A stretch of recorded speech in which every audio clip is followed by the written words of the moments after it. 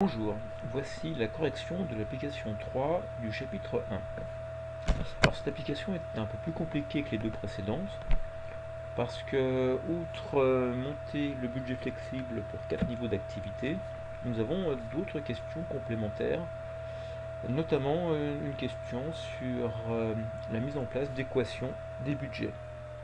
Nous verrons ça au fur et à mesure. Commençons par la première question, le budget flexible pour nos 4 activités.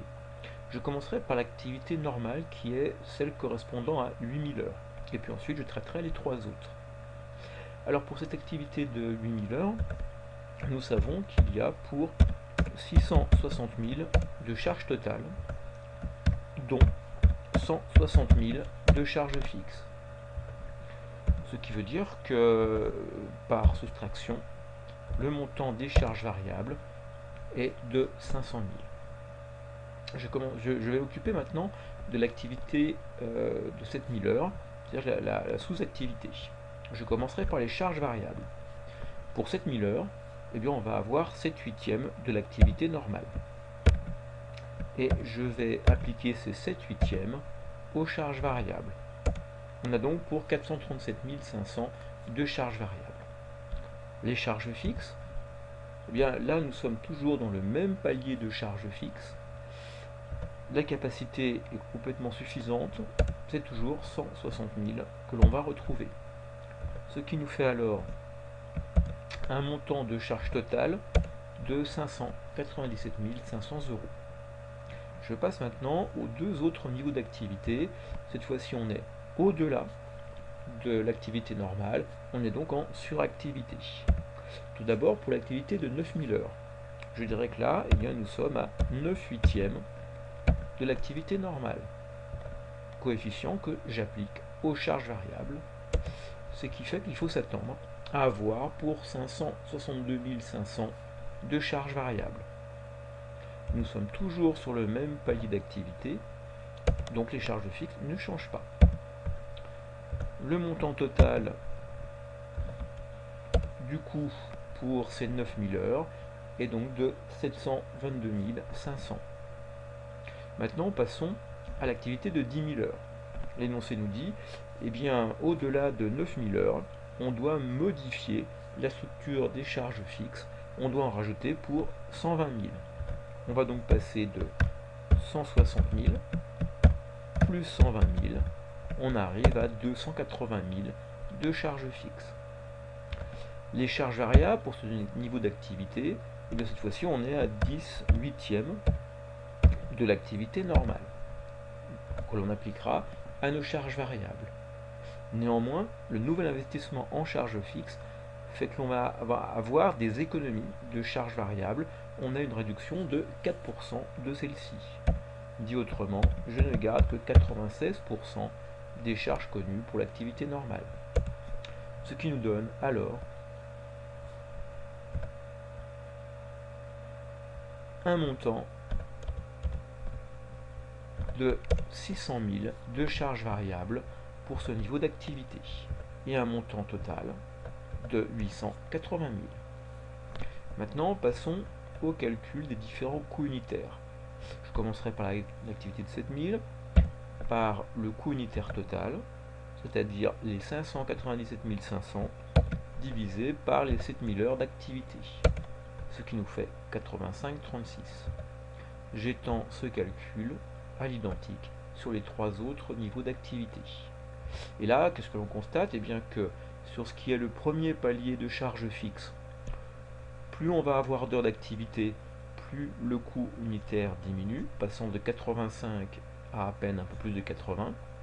Par contre, sur le deuxième palier de charge fixe, on est face à un coût unitaire qui est nettement plus élevé, à 88. On peut penser qu'effectivement, l'investissement en charge fixe a eu des conséquences. On verra ça un peu plus dans le détail quand on va faire la partie variable et fixe unitaire. Ainsi, pour la partie variable, je fais le même calcul que tout à l'heure. Je prends le montant des charges variables totales que je divise par les 7000 heures pour le premier niveau d'activité. Ça nous fait du 62,50 de l'heure et j'étends le calcul aux trois autres niveaux d'activité. Constat, eh bien, lorsque l'on est sur le même palier de charge fixe, la charge variable par heure reste complètement identique, quel que soit notre niveau d'activité. Lorsqu'on change de palier de charge fixe, lorsqu'on est au-delà des 9000 heures, la charge variable unitaire est réduite à 60 euros. C'est logique, notre investissement a permis de diminuer de 4% nos charges variables. On fait ici le calcul, 62,50 fois 4%,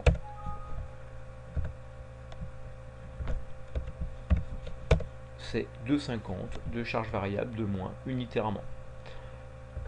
Charge fixe unitaire, eh bien je prends le montant de la charge fixe, également divisé par le nombre d'heures de l'activité, 22,86 donc pour 7000 heures d'activité, j'étends mon calcul, et là, écoutez, pas de surprise, le premier palier de charge fixe voit décroître la charge fixe unitaire, logique, hein, quand on est à 20, on est pile sur l'activité standard, en deçà, j'ai plus de charge fixe pour moins d'activité, donc je suis à 22,86, et au-delà des 8000 heures, cette fois-ci je suis en suractivité, j'ai de moins en moins de charge fixe unitaire.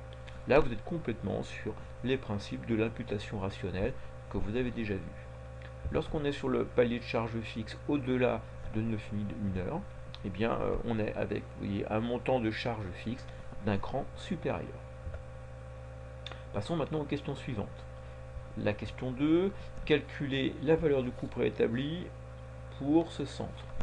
Et bien là c'est plutôt facile, puisque je vais vous dire que c'est en fait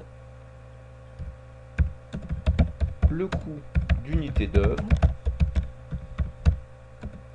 pour l'activité normale. Donc ici, l'activité normale, nous c'est l'activité de 8000 heures. Je vous mets ici alors le coût unitaire en gras. C'est ce qui nous permet de répondre à cette question.